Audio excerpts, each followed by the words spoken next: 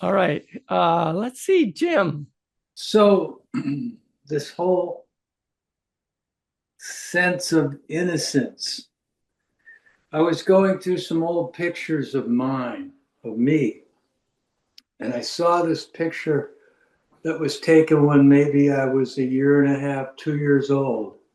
And I said, "Oh, I really like this kid." And I put it on the shelf in the living room, and I look at it often just to remind myself of who I really am. Yes. Um, and all this other crap that's been dumped on me and that I've created because of my parents and all the being in the world, somehow coming back to my innocence is just really powerful. Yes. And it is who you are. And it is who I am. Yeah, it is who you are. It's your heart. Right. Yeah.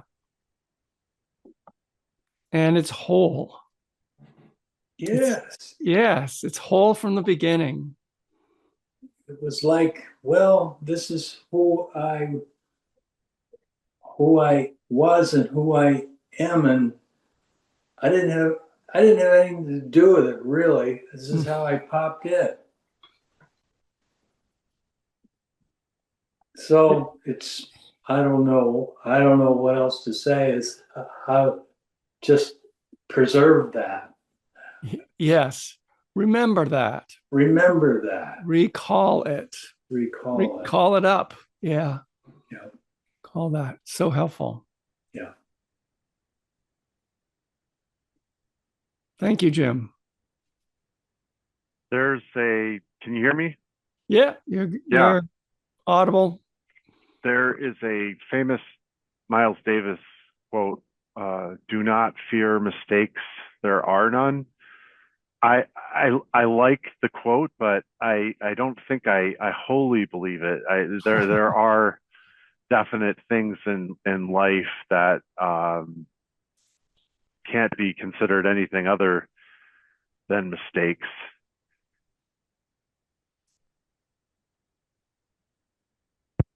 But a lot of mistakes seem to me to be a matter of perspective, or in the kind of form of music. Yeah. A bad note is only a bad note until you hear, what comes next. And I think that's the sense of why I like that quote so much. You could apply what you just said much more broadly. Hmm. A note is only a wrong note. It depends on what comes next. Hmm. The things that happen in life, you don't actually know what the consequences are all going to be of the so-called mistakes. Hmm. We don't really have a total view on why we're here and what we're doing.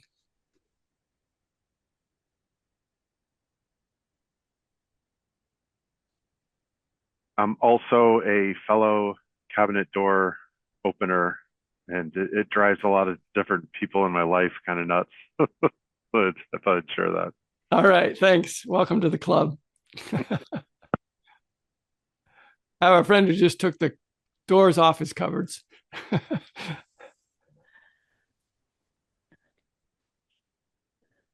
Bryony, go ahead. Yeah, thank you. Um, I was having one of those moments when you started talking, thinking, oh my God, are you reading my mind? This topic is so timely. I had told you I was in that IFS level 3 training last week, and something happened where I felt like I had made a mistake with somebody and realized how um, painful it was, just the shame and the self-criticism, all the stuff that came up, and then had a misunderstanding with a friend. And what's interesting is if I make a mistake and it's received with grace and warmth and uh, forgiveness and shared humanity, it's easier for me to be soft to myself and to them. Mhm. But this other person who's quite prickly in my life, very rigid, I made the slightest little like late for something and there was no grace. And then immediately my protectors are like, fuck yeah, like it was so interesting, all the different levels. But while you were talking, I was thinking Ajahn Amro's Small Boat, Great Mountain. My favorite two pages in that whole book is he had a practice, I think, for a year reveling in making mistakes because it felt good to be humbled. I can't remember exactly what it is. Jennifer's nodding like she knows it, but it's very alive and fresh in me, and it's brought up a lot of emotion, a lot of grief, a lot of embarrassment and anger and defense. It's such fertile territory to feel humbled by making mistakes. Yeah, I don't recall those two pages. You're making me want to go look back at it. I'll But it's I'll email it to you because I have yeah, them no, I have bookmarked. that book, and I really trust the author, the wisdom of the author, and yeah, I think it we have to come back to our innocence Mm. over and over, and humble and innocent somehow go together, you know, right? And the more we become adults, the more we feel like we're responsible for who we are. And as children, we're just who we are. And there's an innocence there. All right. Thanks, Bryony. Thank you. Yeah. Let's see. Karen popped up first and then Jennifer. So, Mark, when you were talking earlier about pride, that kind of other side that you need to attend to, Yeah. I was thinking about like the cardinal sins, and pride is like the linchpin of the cardinal sins of the seven deadly sins. And, I used to wonder like, oh, why is that? Because, wrath and other things just seem like so, incredibly bad, but like all things kind of devolve from pride, right? So, then you might have these other aspects, these other deadly sins, um, that you would pursue because of pride. And I don't know if anybody has seen some of the clips of the Boston Marathon this year, but there was a young man, 21 years old, who collapsed and he was very, very close to the finish line and he kept trying to get up and would collapse again. And I'm watching this and it's so painful to watch, because this kid is in a serious, like kind of medical state. And people, in the on the sidelines are just yeah, like trying to encourage him, you can do it, you can do it, And all these runners are just like running by and this poor kid, and it's painful. It's just torture to watch it. And first one runner and then another come and help him up, and they each put like, arms under him. And the three of them run to the finish line. And I'm like crying and watching this, unbelievably emotional moment in humanity where these two guys gave up their pride because, maybe they were trying to beat their record. Maybe they were trying, I mean, they were not going to finish, as they would if they hadn't stopped to help this man. But they all three made it over the finish line. And I was just like so incredibly touched by that. So they surrendered some things to help this guy out. And then they interviewed, they had the young man who was fine, talk at the end and, say what it meant to him and one of the men who had helped him. And I just thought, wow, like this to remember that these moments of humanity happen all the time. Maybe we'd like them to happen more in our lives, right? But they're out there and happening. And so it sort of helped me to surrender the hyper focus on everything that's negative, that's swirling around us, that's stressing us out. But I just wanted to share that because if anybody wants to go watch it, it's incredible. Mm. Thank you. I actually have not seen that, so I will check that out. That sounds really powerful and good medicine. Yeah. In terms of pride, I think one of the things pride does is it stops us sometimes from dealing with the other vices. Admitting, that we have some problem on the other level, or for asking for help, or all of these sorts of things.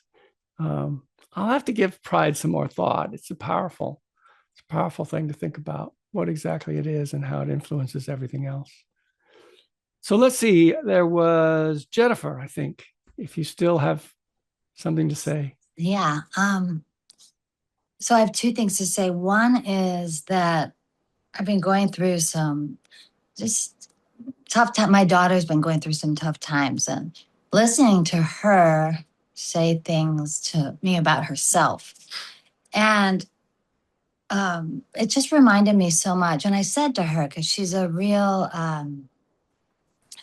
like loving person, she loves children, and I said to her, would you ever, like, if you had one of the children at school that you help out, would you ever say that to them? And she's like, of course not. I'm like, well, you're saying that to yourself, and you're your own child. Like, you cannot treat yourself that way. And through some of my other therapy, I was, given, whether it's a picture of myself when I was a child or a little doll. It's like, bring your child with you wherever you go and treat yourself as you would treat your child, because that's what's in you. And it's just so helpful. Mm, The other, beautiful. yeah. That's who And, feels the impact of your words. yeah. And she I got do. it. I'm like, don't talk. And I said, don't talk to my baby that way, because she's my baby. Right. And she got it. And I think that it's helpful. Um, The other thing is that I have been listening to this podcast on shame, and it's just everything you're talking about. And it's an in-depth podcast. And it was funny because he said, 3/4 of you that are listening to this won't, because you won't want to talk about this subject and you'll drop it. I, of course, thought, because I didn't read the title, it was going to be about death, but then it was about shame. And Which is worse than death. I guess, For many right? people, I came to yes. figure that one out. Social So death. Yeah. it was fascinating because it was so in depth, but there was this point where he was talking about, we all as humans have shame, and to recognize it and to deal with it is what's going to get you through it, obviously. And then there's people that are shameless, and mostly probably psychopaths that have no shame whatsoever. Or not, I mean, he's kind of a crazy guy, but um so it's like, it's healthy to have a sense of your shame, and to not have none, right? And to figure out what that is. And then it was really interesting, and this is political, but I have to say it. He was saying, and he's not a political guy, and I'm a pretty independent person, but he said that President Trump is the most shameless person he's ever seen because he doesn't have any shame for anything he says. And that really helps a lot of people in America who agree with him get through their shame, I guess, which I thought was really interesting. I am still trying to figure out, I know my shame, but it's like, how do you balance that? How do you balance your shame? And is it that you figure out what it is and you move through it, you say what you have to say, you get it out? How do you balance your shame? Yeah, I'm not sure if balance is the right word, because what are you balancing it against? Shamelessness? Yes. Because I think of shamelessness as different. I think of shamelessness as an extreme, a part that takes over us that is extremely protective around shame. Yeah. It keeps us away from feeling our shame. So there's no shamelessness. There's no complete shame. There's no perfect shamelessness. And Is so it because people, it comes from shame? I believe it is, when I think about what produces, that sort of shamelessness of narcissism. Mhm. I think there's a fragility under there of someone who had to deal with so much shame that they finally just shut the door to it, and learned that usually from somebody who themselves had shut the door to it. There's usually somebody else that they model themselves after who's shameless, or who's felt so powerless, as a very small being, that they just kind of shut the door on feeling powerless, and they're going to be powerful no matter what. That's the way that I think about it. Again, that's not, it's hard to prove these things. And so when the solution for shame, I don't think is shamelessness in that sense, in that sort of pathological sense, but it is really love. It's really self-love. What you described you did with your daughter is like the sense of, you're precious.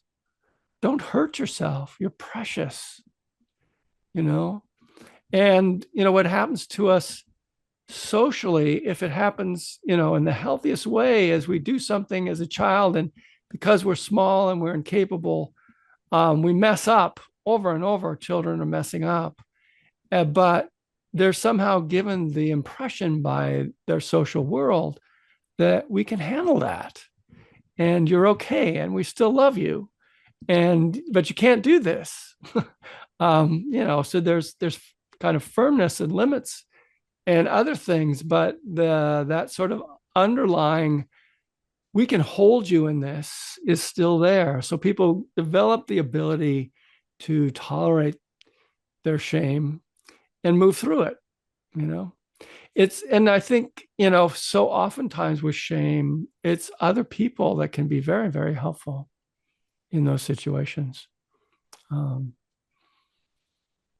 We could realize that we're at the end of our time, and this is a huge topic. And what is the name of the podcast you're listening to? Just because it sounds useful. Yeah, it's a guy named Mark Manson, and he does amazing podcasts. I mean, he's a little crass, but he goes really in depth, and whether it's on shame or happiness, or it's deeper than I would ever go, and he kind of brings it all to the table. It's amazing, actually. All right, great. Yeah. Thanks for that. Sure. All right, everyone, be well, and keep surrendering when appropriate.